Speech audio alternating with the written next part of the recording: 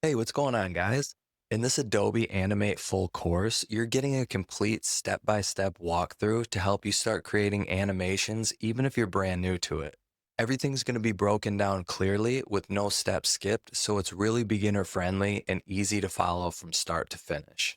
Now, let's not waste any more time. I'm going to hand this off so you can dive right into the full Adobe Animate course. So once you open up the app, we'll start with create new. It'll bring up all the different types. So you can do in for game if you wanted educational things. This is for web development. Some people that like doing scripting. But let's just start with the standard social one. 640 by 480. And then we also want to make sure that this frame rate right here is at 24 frames per second. And let's start. Okay, so the first thing I'm going to introduce you guys to is the timeline right here. If it isn't popped up right here, you can come up to this window and click on the timeline, and it'll pop it up right there. Let's bring up the canvas a little bit.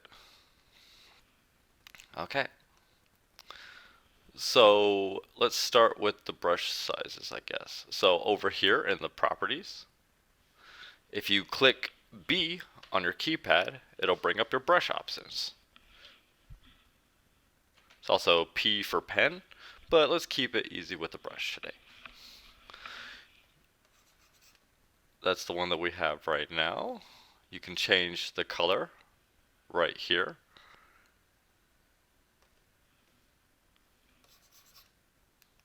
You can change the size right here.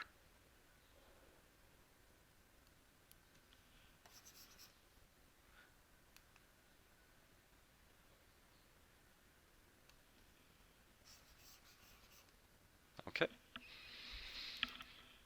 And if you want to, you can also change, this is called the alpha, also known as the opacity for people that draw on like Photoshop. So let's lower this down to 50. Oh, a little bit lower. 10%. Yeah, so now it's really light.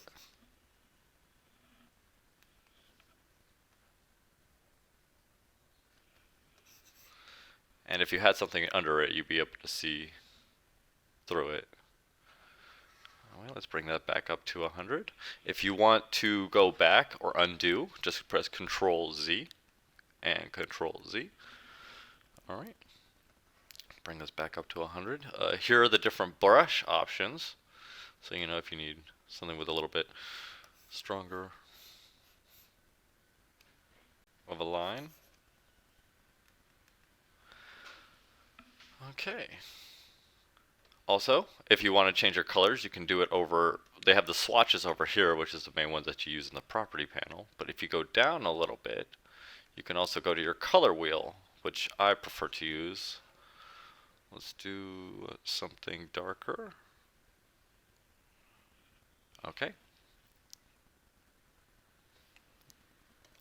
So right now, this is the base layer on the timeline. If you want, you can just, to extend it, you could just go over to the frame that you want to extend it to, and then start drawing, and that'll automatically put a keyframe there. However, let's actually change this back to a circle, because I prefer circles. If you wanted to, actually, you know what, let's do a background real quick. So let's have this background. Just give it a little mountain with another little mountain. A little bit. Okay. So this is the background layer. Let's say we wanted it to last for 24 seconds. Or 24 frames, which is equal to 1 second. You can come over to the frame and click the F5 button, and it'll automatically take it to that point. If you click the F6 button, it will make this into another keyframe. And let's do a little bit movement in here. So let's move this a little bit to the left. Oh, you can also, instead of moving it that way, you can press the V button to bring out your selection tool and click on it to select the overall frame. We're going to hold shift to be able to move it along a straight line. Let's keep the line within there. There we go. We have that base movement. So one of the cool things about Adobe Animate is they allow you to do in-betweens on layers like this. So let's select all these frames, right click it on your mouse pad to bring up the options. You can do this thing called Create Classic Tween, where it will actually move the entirety of the animation. Very good for like backgrounds and other things that sometimes you might want to have move forward or move back. But let's also, you can use this loop tool, Alt Shift L, and bring it all the way up to the end. Let's actually make this last for 3 frames. So if you click on it, click the F5 button for however many frames you want to hold that for. So let's hold that for 3. That way it'll stay there for a second before it comes back to the loop. And then, since we have our loop up here done, we can press play and it'll show the movement. So that's the computer generating all the movement based off of the first frame that you have and the second frame where you have it end at. Alright. Let's rename this to background. So you come over to the layer itself and you double click on the name and it'll allow you to change the name. So let's change it BG for background. Want to lock this frame because I like how that looks. And then I also like to put things in folders. So what we'll do is rename this BG folder in case you want. Oh.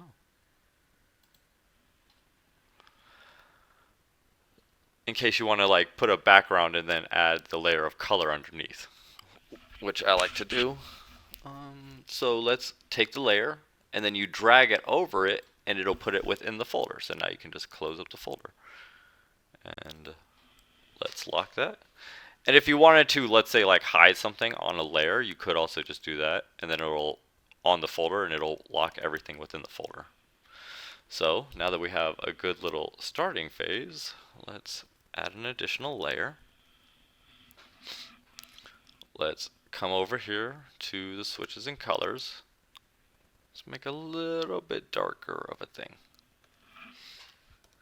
And we're going to have this layer. So when you'll notice that when I started the new layer, it automatically has it be for the entirety of the timeline of whatever the timeline is on your base layer. So it automatically went to frame 27. Okay. Let's start animating then. So for the first frame, I'm actually going to create a new. I'm going to let it be empty so that way the loop seems natural. Actually, you know what? No, let's move it right here. And then click F7 to create a new keyframe, F7. And it'll create a brand new keyframe right in that spot. We'll press the B for the brush button. Do a small circle up in the top corner. I know it might be hard to see, but once we bring it into the frame, it'll be easier. Let's make it 4 frames in. Move it along here. Okay, so now we're going to use the onion skin. If you come over to here on the timeline or click Alt-Shift-O, it'll give you the option for the onion skin. And now we can see what the previous skin is right there and this new layer, or this new frame. Now let's move this up further. Click the F7 button again.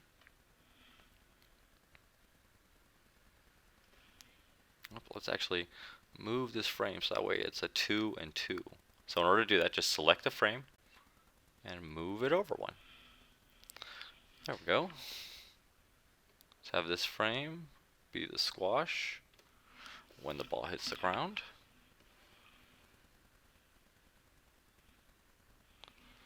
And put another frame. Click the F7 button.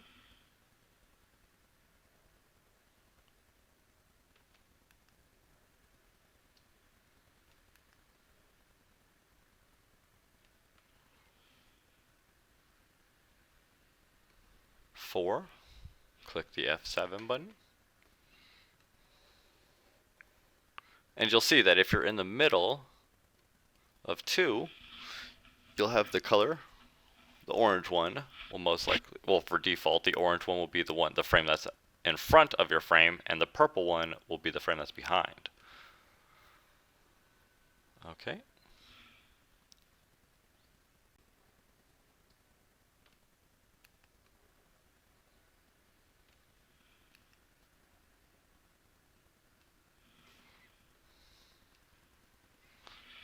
Well, let's do 3 so that way it hits right there.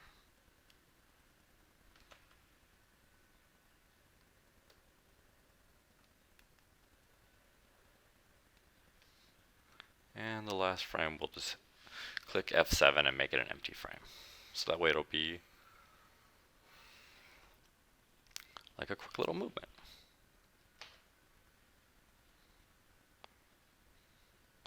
So that's a good base. We have the background moving. The background folder, we'll keep that locked.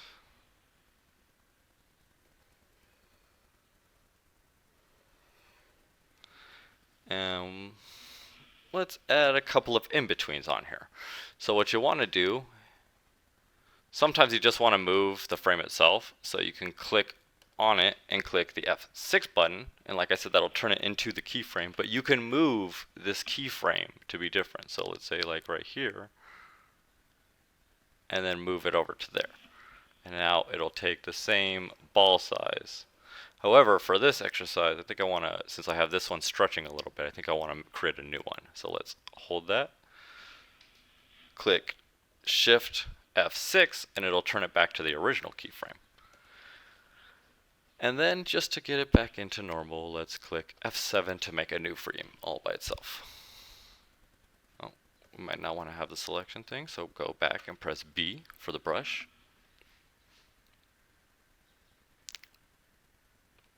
Oh, let's give it a little bit more stretch. Okay. Remember F7 to create a new keyframe, or to create a new frame.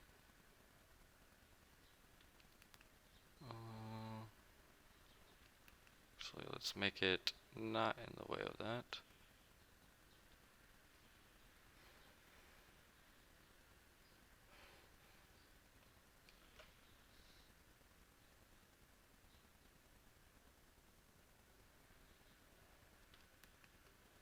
Let's really stretch this a little bit. So let's say that you have like this one and you want to stretch it. You could pick the Q, press Q on your keyboard for Queen, and it'll give you this option to be able to squash and stretch the ball.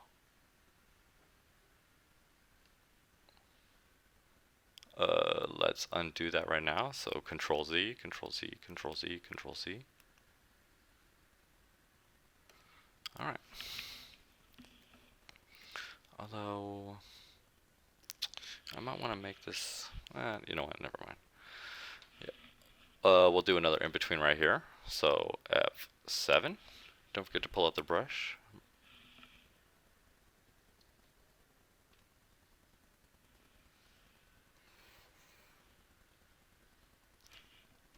And we'll do a 2-1 here, just to make it look a little bit more natural. We'll stretch it, bring that up, and bam. Maybe a little bit more rounded. Maybe arc it like that. Nah, that doesn't look right. There we go. That looks more like it's actually hitting the ground. F7, add a new in between here. And bam. Alright. Let's rename this to ball. Oh. It's very important to make sure to label your layers, because when you're working on multiple layers, it can start to get a little confusing after a while. Especially once you have like the background color, the foreground, the character, and then the character color layer. It can get very overwhelming pretty quickly. So make sure to label your layers. And if this size seems like it's a little bit too small, you can come over here to resize the timeline view and make it longer or shorter, depending on how long your animation is or how big you want it to be or how much you want the frames. I like to keep it about here. A little bit less than halfway, maybe like the 30-40 wave mark, but that's just me. Set your own preferences. So let's take a look at how this looks in the looping.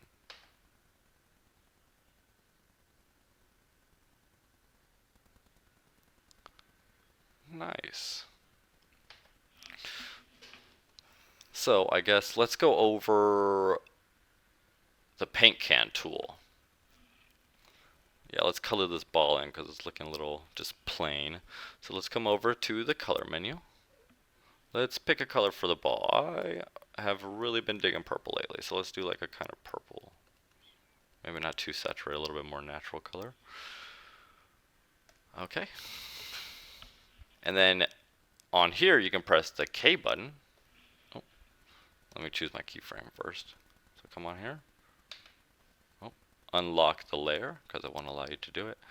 And if you press, so if we're in the brush and you press the K for king, it'll allow you to bring up your paint tool. So as long as on the layer you have these lines closed, it'll allow you to use the paint tool within them. Bam. Bam. I don't know why I bother coloring the ones outside the frame. I think it's more for myself because no one ends up seeing it, but I like it myself. Let's come over, color these ones in. Bam. Alright, let's make sure, go back to the brush, because I like keeping the brush just for default, or V for the select tool. And let's see how that works. Alright. I think that actually looks pretty decent.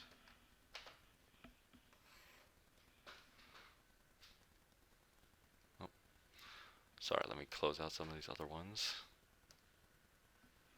Oh yeah, you can also use your tool to be able to bring up the different type of brushes. Let's say you want to use, here, let me add another layer in just to demonstrate. We'll come over to the tools. Like I said, you can also pull this up from the windows and then the tools. So normally, this is when I press the B button, it'll bring up this brush. You can also do little things like if you wanted to have a stroke color on the outside. Let's see. So I guess we made this line probably really, really small, but sometimes you can make it bigger if you want to just have the line. Actually, let's see if we can change in the properties panel. Oh. The tool itself. Huh, I guess not. Let's go back. So over on the brush, you can also do the line tool. Click on one, click on the other, and then just drag it. This one's very handy for when you're trying to do straighter lines. Some people prefer to do them like that for the background. You can also adjust this, I believe, in the properties panel. So any one of these tools that are in the tool, if you come over to the properties panel, it'll allow you to adjust it on the other side. Oh, wow, that's a big line stroke. Let's lower it.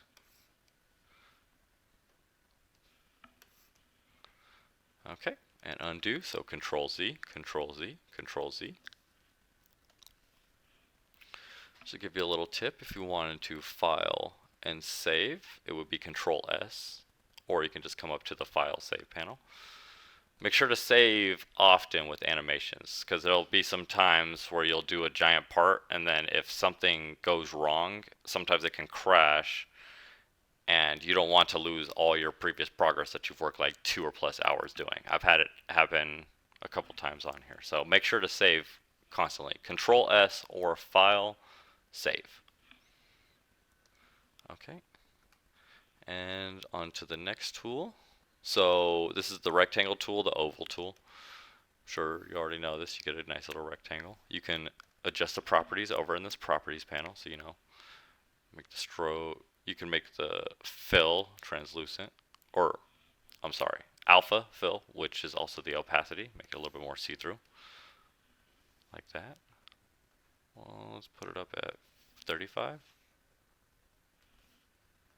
and then at like 80.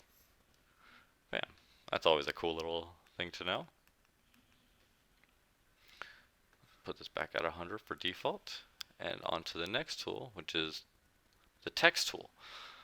I always like this one. So you click on the point that you want to start the text, and then you drag it along. You can move these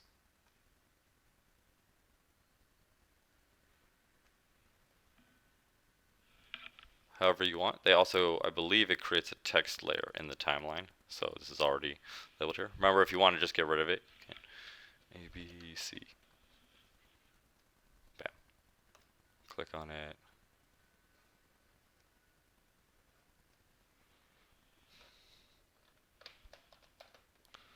Alright. Let's get rid of that. Oh, and you can also adjust it, do the properties, change the font size, the fill. Let's change that over to a green. And then as soon as you click on it, bam, switched over to green. And I guess it also changed the font type. Leban's Joy. Let's do this one.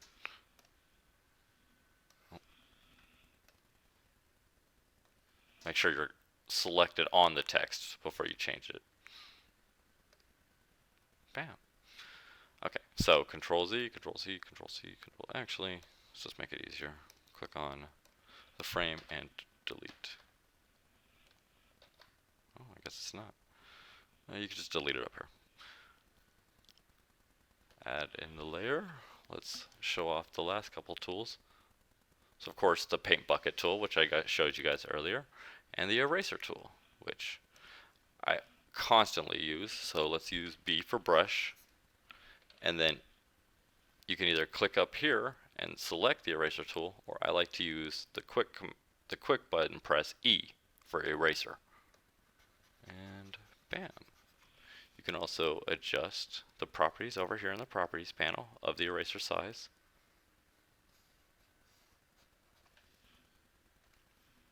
Okay. Remember that you can also bring up the properties panel over here if it's not showing. So on Window and Properties, it'll always bring up the properties panel if you need it. This is one of your best friends along with the tools and the timeline. So let's start. Actually, let's delete this layer and let's export this video real quick. So File, Export, Export Video Media. It'll ask you where you want it at. I have an animation test area. Let's just export it right over there. It's going to bring up Adobe's Media Encoder, and since this is a shorter animation, it will probably encode the animation in no time. Yep, there we go. Look, it's already done. If you see this check mark, it says status done. That means it's already created the video. So let's exit out of Adobe Media Encoder. It'll let you know on Adobe Animate that it has been created. Let's come over here. Come over to animation test and watch the video that we made. Oh, that was a little quick. Let's put it on the repeat. And there we go. We have a fully made video. So anyway, thank you everybody. This is just the base course, or the base one for Adobe Animate. I am really glad to be able to show you guys how to do this, and I really look forward to what you guys are going to be able to create. So again, thank you all for watching this, and hope you guys have a great rest of your day and have some fun creating out there.